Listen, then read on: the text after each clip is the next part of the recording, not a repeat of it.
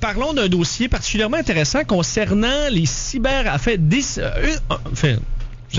des cyberattaques, mais là, on va cibler vraiment plus une. On parle depuis même plusieurs années de la capacité chinoise en termes de cyberattaques, qui semble pouvoir s'infiltrer à certains endroits, un peu partout dans le monde, dans des systèmes d'entreprise, dans des systèmes gouvernementaux. Et on a appris l'existence d'une cyberattaque vraiment d'importance. Le Conseil national de recherche du Canada a été victime d'une cyberattaque hautement sophistiquée. Là, j'utilise les mots du Conseil national de recherche du Canada. C'est ce que Ottawa a dévoilé aujourd'hui. Attaque qui, selon eux, a été financée par l'État chinois, donc carrément subventionnée par le pays lui-même. C'est ce qu'on peut lire dans un communiqué du secrétariat du Conseil du Trésor. La Chine, de son côté, dit qu'elle n'est pas impliquée. Évidemment, ils vont pas dire oui, c'est nous qui vous ont attaqué. Donc, une intrusion peut-être d'une rare ampleur, mais qui n'est pas, qui est loin d'être unique du côté des Chinois, pour essayer de comprendre un peu qu'est-ce que ça implique et est-ce qu'on est vraiment vulnérable au Canada à ce type d'attaque-là.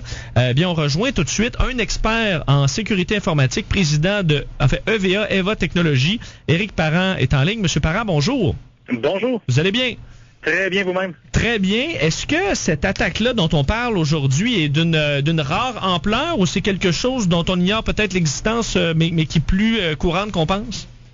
Ben, c'est exactement ça. En réalité, c'est ceux qui font surface, c'est ceux qui ont réussi à déceler, à détecter un problème. Alors, il y en a une grande quantité qui passe inaperçue. Israël, ce matin, a émis un communiqué de presse comme quoi eux aussi avaient eu une attaque de la Chine qui était entre la période 2011-2012. Alors, ça veut dire que ça prend beaucoup de temps avant que ça fait surface. Alors, là, on pourrait se poser la même question. Cette attaque-là qui vient de faire surface, finalement, est-ce que c'est quelque chose qui s'est passé la semaine passée? C'est quelque chose qui s'est passé pendant une longue période qui date en années. Est-ce que le cas chinois est un cas particulier? Il me semble qu'on parle beaucoup de la Chine et de ses capacités en termes d'intrusion et de cyberattaque au niveau mondial. Est-ce que vraiment ce pays-là est un peu plus voyou à ce niveau-là que les autres? Je suis pas prêt à dire qu'ils sont nécessairement plus voyous, c'est qu'ils ont beaucoup plus de ressources humaines et ressources technologiques, plusieurs pays en ont, là, mais eux ont beaucoup de ressources humaines.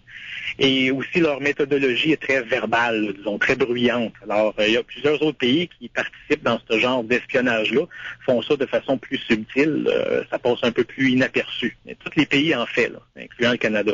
OK, donc on se fait attaquer et on attaque aussi. Là.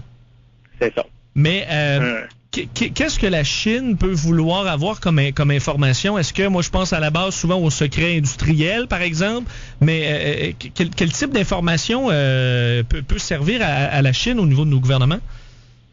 Ben, principalement, l'attaque qui a été divulguée en Israël était des contracteurs aéronautiques et de la défense.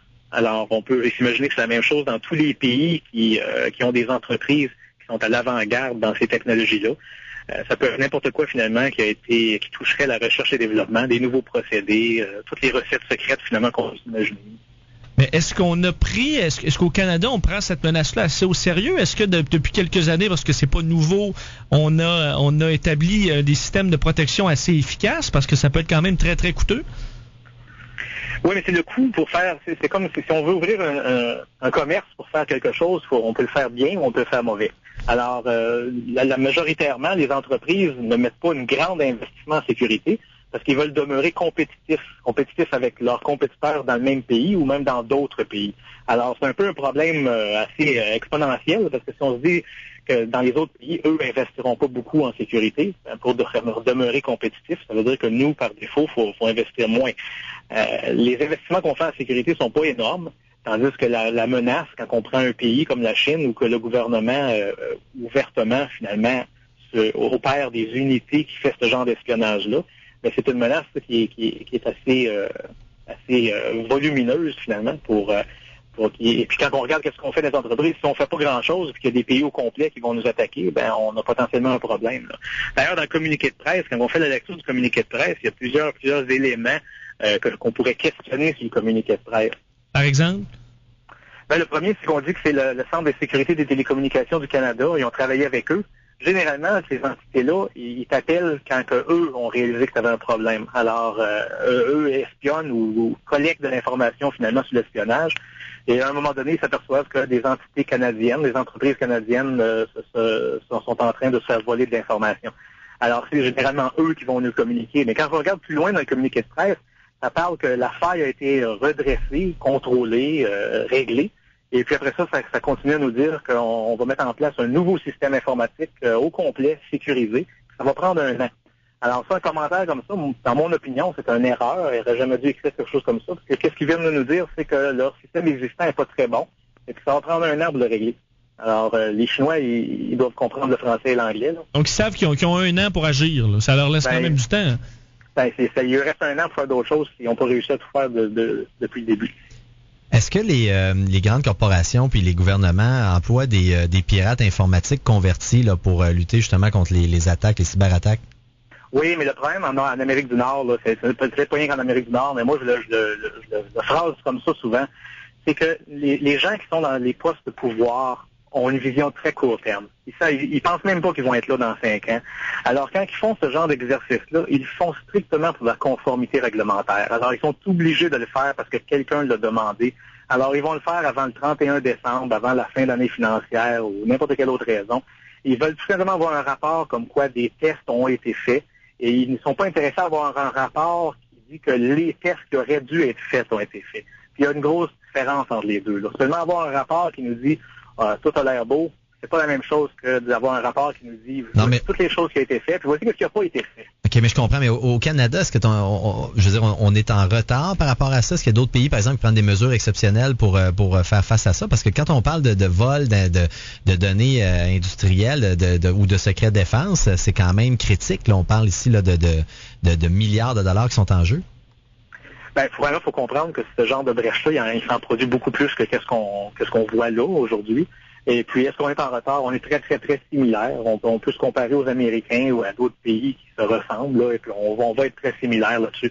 C'est réglé cas par cas. Fait que quand il va y avoir une brèche comme ça, une brèche importante, là, il va y avoir beaucoup d'efforts, beaucoup d'énergie qui va être mise sur cette entreprise-là ou cette entité-là.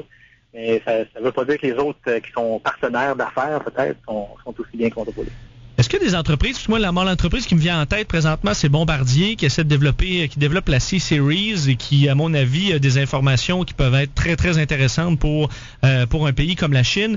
Est-ce que dans des projets aussi critiques comme la C-Series, Bombardier s'organise pour être par balle carrément et protégé pour être sûr qu'on ne se retrouvera pas avec un appareil similaire développé en Chine?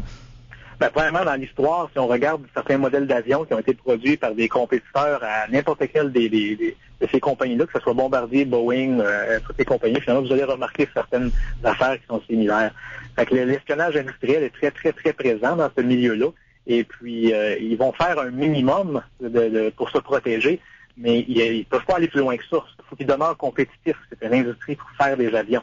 Alors, la protection de la propriété intellectuelle, malheureusement, tombe en deuxième. Est-ce qu'on peut penser à vraiment des scénarios catastrophes, par exemple, où on pourrait avoir une attaque qui fait, par exemple, au Canada, arrêter la majorité des services Internet, par exemple, ou les services bancaires, ou tous les sites gouvernementaux, par exemple, ou est-ce que chacun est un peu séparé de l'autre et protégé? Est-ce qu'on peut avoir des attaques vraiment globales et qui pourraient causer là, des problèmes majeurs à la grandeur du Canada? Dans la majorité des cas, c'est très difficile de faire une attaque globale. Ça prend beaucoup de temps, beaucoup de patience, parce qu'il faut aller s'insérer dans beaucoup de différents systèmes pour pouvoir mener une attaque de front, là, qu'on va activer toutes les choses qu'on a mis en place sur une longue période. Alors, c'est pas facile. Là. C'est pas comme on pourrait dire, j'ai trouvé une sorte d'attaque, et puis avec cette attaque-là, je vais être capable d'attaquer tout le monde. Là. Ça, c'est pas vrai. Alors, pour faire une attaque sur un pays au complet, c'est assez difficile. Comme citoyen, là, est-ce qu'on peut être victime d'une cyberattaque de Chine, par exemple, puis quels sont les moyens de s'en prémunir? Ben, comme citoyen, vous êtes déjà victime d'attaques locales par le crime organisé ou par des entités qui veulent aller faire de la collecte d'informations. Et puis, les citoyens ne le réalisent pas, mais la plupart des compagnies que vous faites affaire, probablement, ont eu des brèches de sécurité à un moment donné. Et puis, ils ont pris une décision d'affaire de soit le dire ou soit pas le dire. Donc, ça se passe en ce moment, puis on est victime, on le sait pas. Exactement. Ben, M. Parent, merci beaucoup. Bienvenue. Au revoir. Éric Parent, président de EVA Technologies, expert en sécurité informatique. Alors,